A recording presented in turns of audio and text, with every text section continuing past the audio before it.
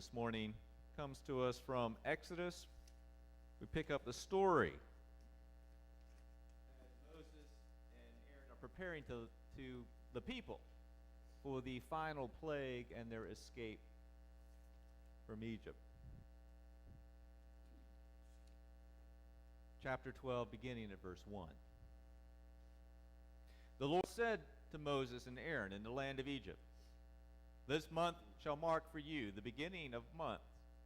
It shall be the first month of the year for you. Tell the whole congregation of Israel that on the 10th of this month they are to take a lamb for each family, a lamb for each household. If a household is too small for a whole lamb, it shall join its closest neighbor in obtaining one.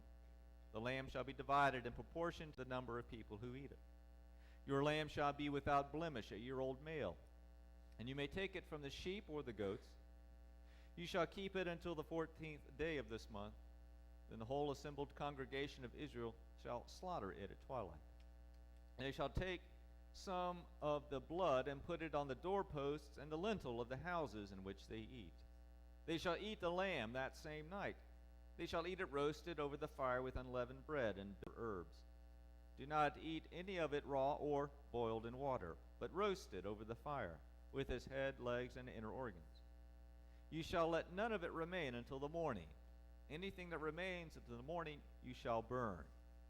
This is how you shall eat it. Your loins girded, your sandals on your feet, and your staff in your hand. And you shall eat it hurriedly. It is the Passover of the Lord, for I will pass through the land of Egypt that night.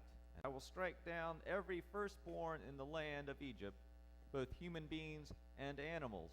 On all the gods of Egypt I will execute judgments. I am the Lord. The blood shall be a sign for you on the houses where you live. When I see the blood, I will pass over you, and no plague shall destroy you when I strike the land of Egypt.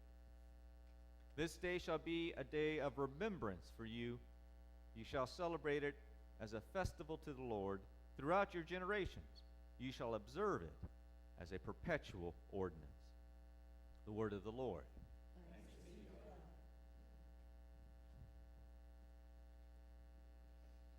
Many years ago, when my children were young, I can remember running late one Sunday morning. Still not an unusual occurrence. I can't recall all the details, but I'm sure maybe you've had one of those Sunday mornings where you have responsibilities at church, but all sorts of things crop up to delay you. Maybe you overslept, or there was a clog in the bathroom plumbing, or your dog got out and you had to chase around after her, or maybe all of the above. I don't remember much about that morning years ago, except that I was running late and I was rushing my children to get them into the car when it happened. One of my children, and I can't even remember which one, stopped and looked at me and asked, "Daddy, why do we have to go to church?" There it was. The teaching moment. That time when my young child was ready to learn. The question was not said in defiance or frustration, but was a simple inquiry that opened the door for a simple but meaningful response, such as to learn about Jesus or to worship God. So I turned to my child and gave the response that perhaps was the one I heard years ago when I was a child who turned to my harried parents and asked the same question: "Why do we go to church?" "Because I said so, so no, get in the car right now and no more questions."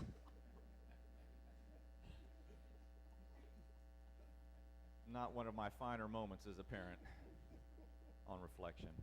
It certainly was a teaching moment, though I rather imagine my child learned more about me at that time than I had intended. Yet the good news is that if we are willing to live out our faith practices with our children, they will ask, they will want to know, the reasons for our actions. We may not always use or make best use of each teaching moment, but they will keep asking questions. In fact, this point is often made in Scripture. For example, in the passage from Exodus today, God instructs the Israelites on the observance of the Passover. Yet if one read a little further in that text, Moses also instructs the elders of Israel to be prepared for that teaching moment that the Passover presents. A little bit later, Moses writes, "You shall observe this rite as a perpetual ordinance for you and your children. When you come to the land that the Lord will give you as he has promised, you shall keep this observance. And when your children ask you, 'What do you mean by this observance?' you shall say, 'It is the Passover sacrifice to the Lord. For he passed over the houses of the Israelites of Egypt when he struck down the Egyptians, but spared our houses. And when your children ask you.'" Even before the first Passover and the Israelites escape from Egypt, Moses instructs the people how to make use of the teaching moment so that they can pass their faith on to their children.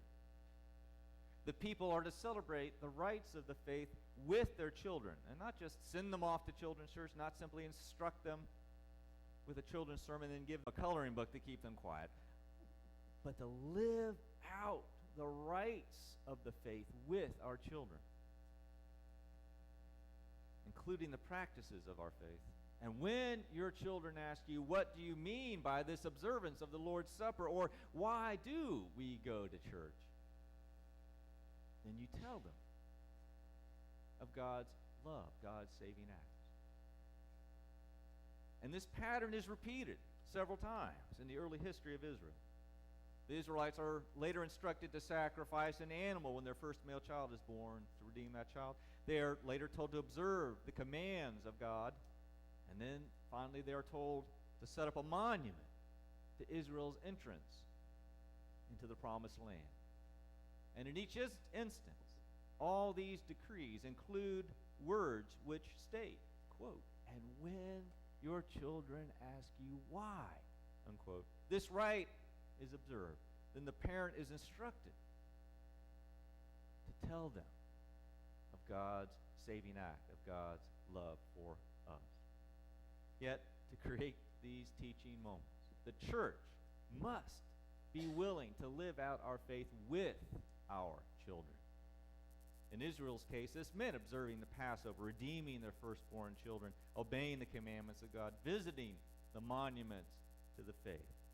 So what does this mean in the context of our church? How do you and I live out our faith with our children of our church? Well, first, it is important to give our parents and our community a reason to bring their children here. I believe that the Mount Jefferson Presbyterian Church has done this in the past and is in a good position to do this in the future. Our Youth Sunday just a few weeks ago was a good example of the fruits of the labors of this church to cultivate faith in a new generation. Our CKC, or Christian Kids Club, is a good example of future labors that promise to bear fruit. Of course, we continue to baptize our children, to welcome them to the Lord's table, to provide Sunday school, to include children and youth in worship. And when the children of our church ask you why we do these things, what is the meaning behind these actions, we can tell them about God's love. For such reasons, I remain, as always, hopeful for the future of the church. Second, in addition to giving parents and our community a reason to bring their children into our midst, we can seek now to know one another across the generations. Where else, friends, do the people of faith of all ages gather together as they do in the church? Let us make use of every opportunity to get to know each other so that any child in this church, as I said earlier, can walk up to any adult and ask, what does this mean? And every adult can turn to any child that asks them such a question and answer them by name. So you may wonder, how are we going to get to know each other across the generations? How can we become a church family, not just in name, but in practice? Funny you should ask. Of course, there are the usual and important ways we can practice our faith together across the generations, from helping with Sunday school to mixing with each other at church functions and dinners and during our fellowship time after worship. But in addition to these opportunities, I have a new one to lift up to you today, one I mentioned earlier during announcements. Last year, as many of you know, we moved our CKC, or Christian Kids Club, back to Wednesday afternoons right after school. We expanded the time and scope of the program back to what it had been only a few years ago. We had lots of help with snacks, when with music, but realize now that we could have used help during the whole program. We now have a new children's program leader, Leela Wright, a student at ASU, like Savannah Roundtree had been in years past, and she'll be joining us shortly. We have our snack cruise and our music program, I think, pretty well in hand, and they're coming together nicely. What we need are the teacher assistants who will be there on Wednesday afternoons when the kids arrive and can stay and help Leela as she directs the program. Friends, this is not a problem that needs to be solved. This is an opportunity for you and I to be the church in practice and not just in name. It's another opportunity for our church to live out our faith with all of God's children. And when our children ask you why, it will be an opportunity for you to share your wisdom and your insights and experience of God's love with another generation and help cultivate faith in Jesus Christ. Friends, I'm not talking to your neighbor. I'm talking to you. You can do this.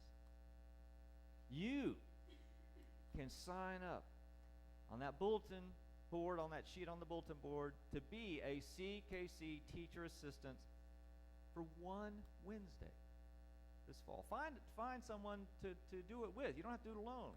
We'd love to have 3 each Wednesday. Find a partner. Find a Wednesday you're free. And sign up.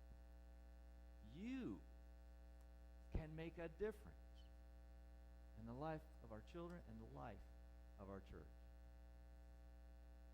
Finally, you and I can practice this teaching model with all of God's children beyond these walls. You can live out your faith with your friends, your colleagues, and your neighbors.